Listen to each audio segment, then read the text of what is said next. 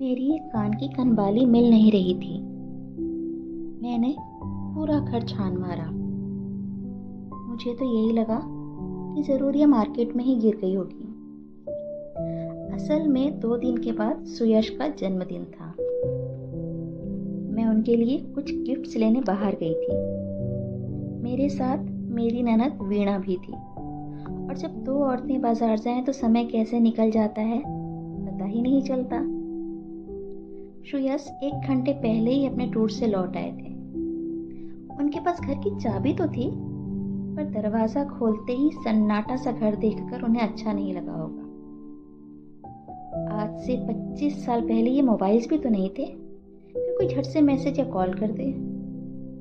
सुयश उदास से सोफे पर बैठ हम लोगों का इंतजार कर रहे थे।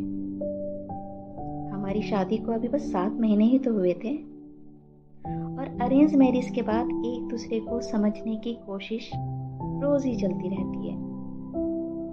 इतने दिनों में मैं तो बहुत अच्छे से समझ गई थी कि ऑफिस से आने के बाद अकेले घर में बैठना इन्हें बिल्कुल पसंद नहीं, क्योंकि नौकरी के बाद के 5-6 साल ये अकेले ही रह रहे थे। मेरी भी यही कोशिश रहती थी कि मैं शाम को घर पर ही रहूं। मैं और वीणा गिफ्ट और मिठाई लेकर घर जल्दी जल्दी आ रहे थे। मैंने चाबी निकालने के लिए बैग में हाथ डाला ही था कि सुयश ने आहट सुनकर दरवाजा खोल दिया। अरे, आप इतनी जल्दी आ गए? मेरे मुंह से निकल गया।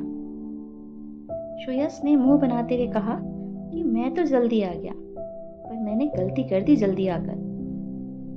वीणा वॉशरूम चली गई और मैं सुयश को मनाने लगी। सुयश ने कहा कि ऐसा भी क्या सामान खरीदना था। मैंने थैले से एक बड़ा सा पैकेट निकाला और सुयश के हाथ में पकड़ा दिया। ये एक बहुत ही प्यारा पीले रंग का टेबल लैंप था। मैंने भी रुआंसी आवाज में कहा कि मुझे तो चुपके से गिफ्ट खरीदना था और कल रात देना था, पर अब आप अभी इसे स्वीकार कर लें। सुयश ने हंसते हुए मेरे गाल पर एक हल्की सी चपत लगाई और कहा कि फिर कभी बिना बताए मत जाना।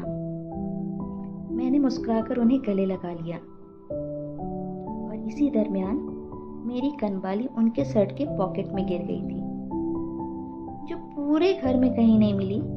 वो शर्ट के पॉकेट में छिपकर बैठी थी।